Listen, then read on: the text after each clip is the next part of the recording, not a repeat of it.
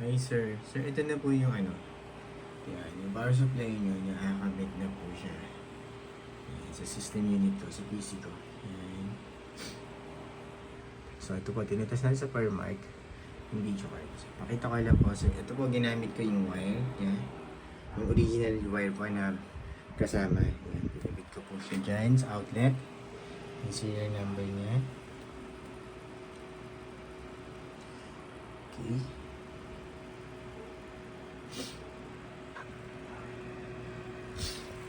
Tapos ito po. Yan, nakakabit po yung, yan, yung mga cable niya. Nakakabit. Ayun po yung sa power supply ko. Ito yung 24 pin. Tapos yung 8 pin. Yung nasa taas po yung natin. Yung nakakabit na po yung sa inyo. Okay. Okay naman po sir yung power supply. All good naman. Napakatahimik ng fan. Tapos ito po yung colorful. Pinalit po natin sa gigabyte. Okay, pinakita ko po kanina.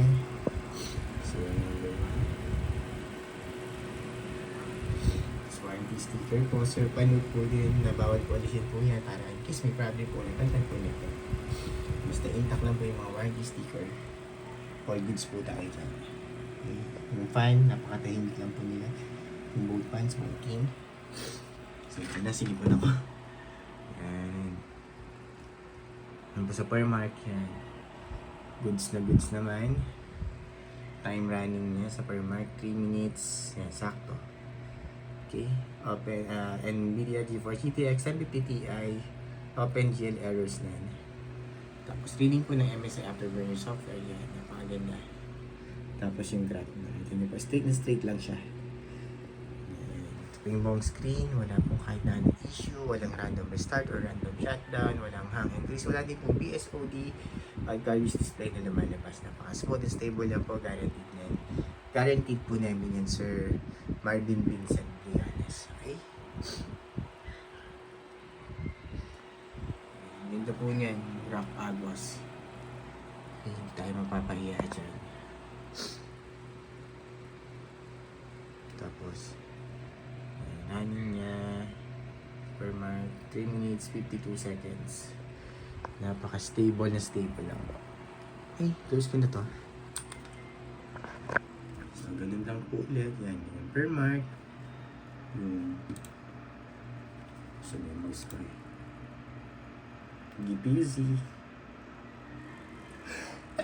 Sorry, excuse me. Sensor. And tapos, MSI Afterburner software.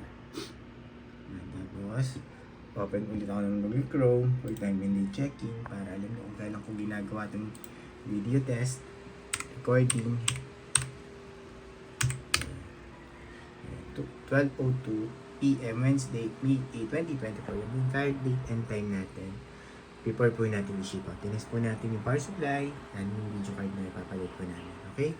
Ito pa. Isa pa. Age time now. Yan, para dalawa yung ano natin. So, yun po. Same lang. So, yan.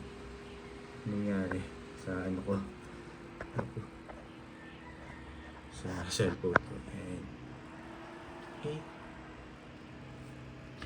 Gusto nyo po i-double check yung po yung website, kung legit or hindi. Yan. Ito nyo po isa. Okay, yun lang po Sir Marvin Vincent Briones. Close ko na yan. Alam niyo naman po to yung paano kami mag-test. And then ship out na po namin to today. Pa-LBC po namin. Sir, limutan ko yung cable niyo pa pala. Papadala din po ako niyan. Okay?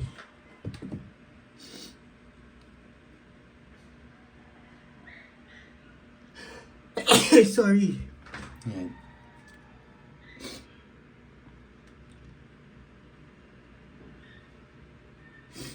Okay. Ayan po ulit, sir.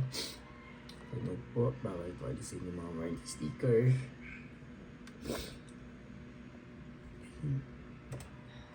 Yun lang po, sir. Thank you po. Bye.